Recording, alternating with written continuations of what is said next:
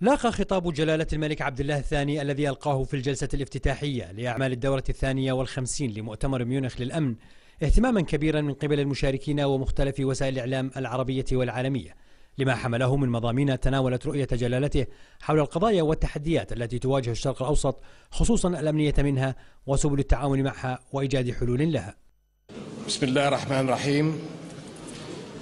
Madam Minister, my dear friend, Excellence, mon cher ami, Ambassador, Excellencies, ladies and gentlemen, vielen Dank, thank you. It is a pleasure to be back here in Germany again. The Jordanian and German people share many bonds, but above all, I believe it's the deep common values, peace, mutual respect, the well-being of all. And such principles have empowered, I believe, this country's vital role in the peaceful transformation of Europe as well as the world. And no one symbolizes that better than my good friend, Chancellor Merkel. And I have closely witnessed her strong leadership in the war on terror and in facing international challenges. And as a close friend of Germany, I want to point out how greatly I respect her wisdom and tremendously admire her vision. My friends, we have heard that strategists warn about the dangers of being stuck in the past, fighting the last war instead of the present one. And let us recognize that here and now, we are all fighting the next war, a new and complex struggle of the future. I've called this struggle a third world war by other means.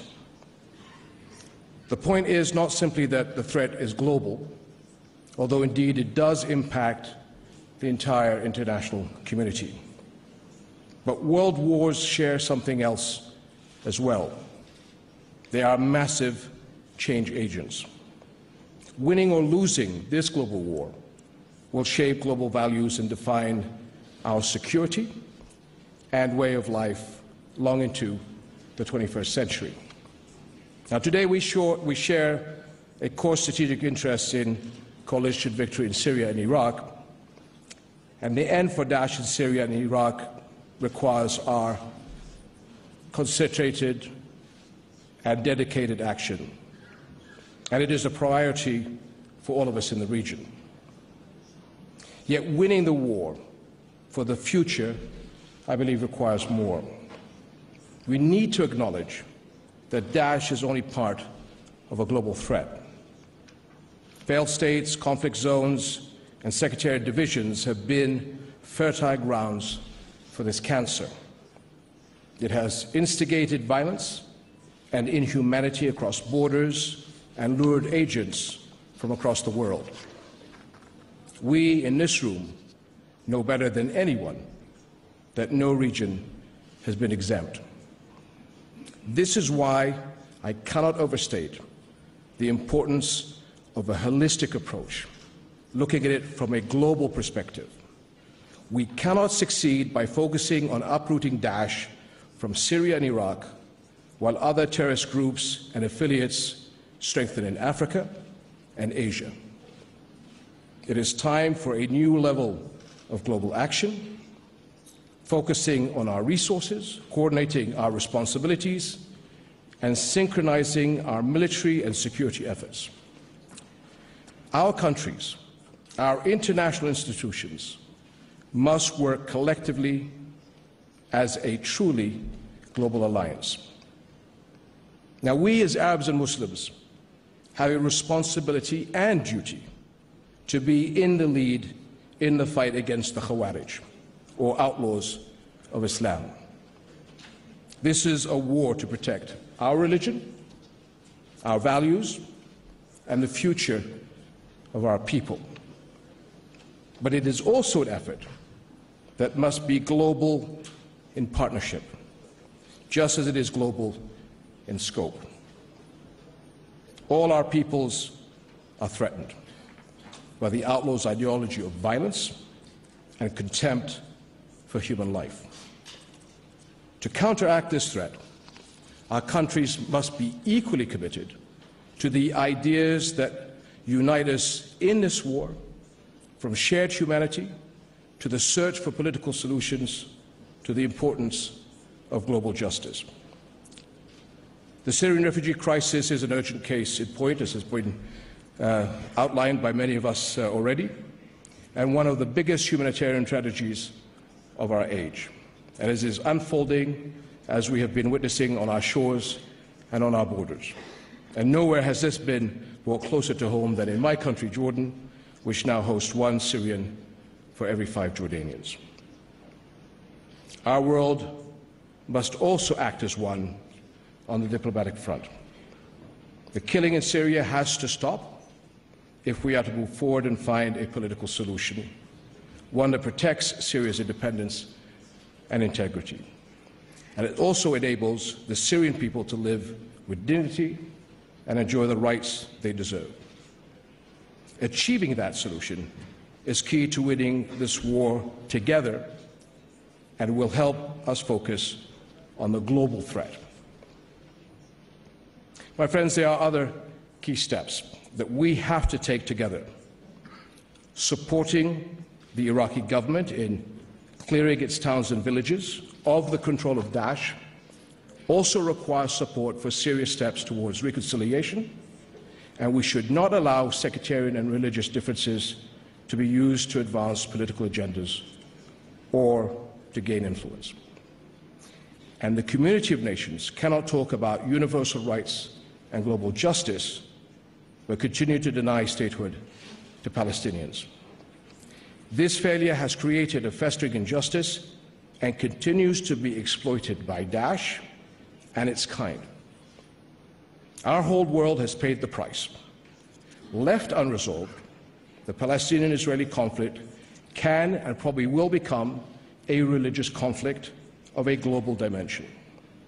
And it is only a matter of time before we may be faced by yet another war in Gaza or in South Lebanon. This is why reaching a two-state solution should remain a priority for us all. Lastly, my friends, I'd like to add a word about Europe. Europe clearly has a special interest in supporting us across the Mediterranean.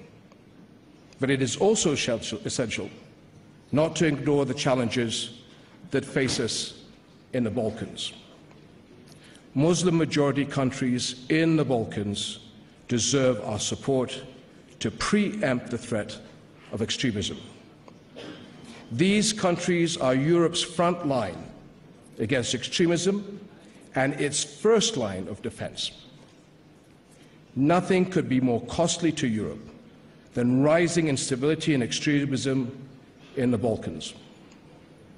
It is therefore vital to shut out extremists on all sides who seek to manufacture division in that area of the continent.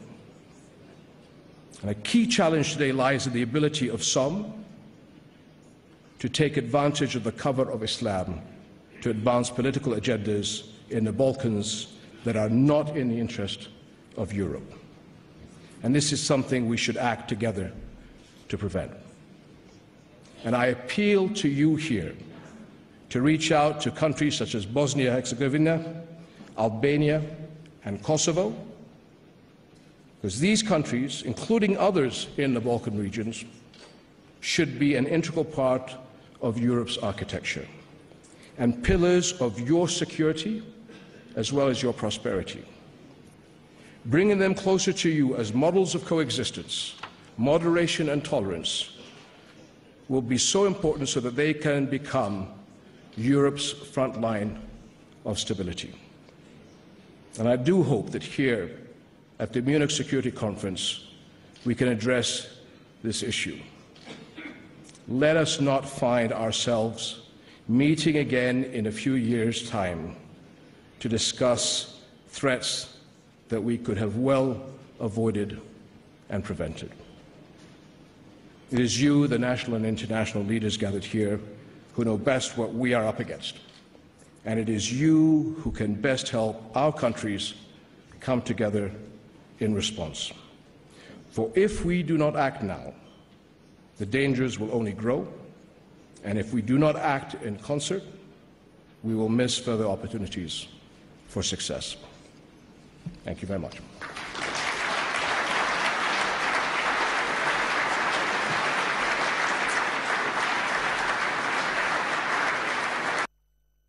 وناقش المؤتمر في دورته الحالية عددا من القضايا والتحديات الأمنية الراهنة، وفي مقدمتها الصراع في سوريا وتداعيات أزمة اللجوء السوري على أوروبا ودول الجوار. ويعد مؤتمر ميونخ للأمن الذي يجمع شخصيات من حوالي 70 بلدا من جميع أنحاء العالم من أهم المنتديات المستقلة لتبادل وجهات النظر من قبل صناع القرار في السياسة الأمنية الدولية ومناقشة التحديات الراهنة والمستقبلية. لقاءات عديدة كان جلالة الملك قد عقدها على هامش المؤتمر مع عدد من رؤساء الوفود والمسؤولين المشاركين، حيث عقد جلالته لقاءات مع رئيس جمهورية بلغاريا روزين بليفينيف ورئيس الوزراء العراقي حيدر العبادي ورئيس إقليم كردستان العراق مسعود البرزاني ووزير الخارجية الروسي سيرجي لافروف وممثلة السياسة الخارجية الاتحاد الأوروبي فيديركا موغيريني ومبعوث الأمم المتحدة والجامعة العربية إلى سوريا ستيفان دي مستورا. كما عقد جلالته لقاءات مع وزراء دفاع كل من ألمانيا أورسولا فاندرلاين وبريطانيا مايكل فالون وإيطاليا روبرتا بينوتي وكندا هارج ساجان وقائد قوات حلف الشمال الأطلسي الناتو في أوروبا الجنرال فيليب بريدلاف والسيناتور الجمهوري في مجلس الشيوخ الأمريكي جون ماكين. وجرى خلال هذه اللقاءات تناول تطورات الأوضاع على الساحتين الإقليمية والدولية وسبل التعامل معها بما يعزز الأمن والاستقرار في المنطقة والعالم. اللقاءات تطرقت إلى مخاطر الإرهاب وجماعاته المتطرفة على منظومة الأمن والسلم وأهمية التصدي لهذا الخطر ضمن استراتيجية شمولية وجهد تشاركي من قبل مختلف الأطراف المعنية إقليميا ودوليا. ولفت جلالة الملك إلى أن العصابات الإرهابية تجد بيئة خصبة للتمدد والانتشار في ظل غياب حل سياسي للأزمة السورية ينهي معاناة الشعب السوري ويحفظ وحدة وسلامة سوريا.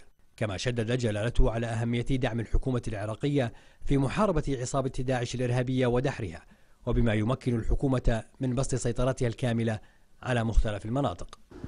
أهمية خاصة اكتسبتها زيارة جلالة الملك عبد الله الثاني إلى ميونخ، حيث جاءت في خضم تحديات أمنية كبيرة تواجه المنطقة والعالم، والتي تصدرت مناقشات مؤتمر ميونخ للأمن الذي يوفر ملتقى لتبادل الآراء ووجهات النظر بين خبراء السياسات الأمنية.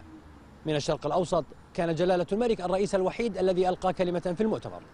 الكلمة لاقت تقدير المشاركين واحترامهم لرؤية جلالته ورسائله الواضحة للعالم حول قضايا المنطقة وتحدياتها. عماد الرقاد، التلفزيون الأردني، ميونخ.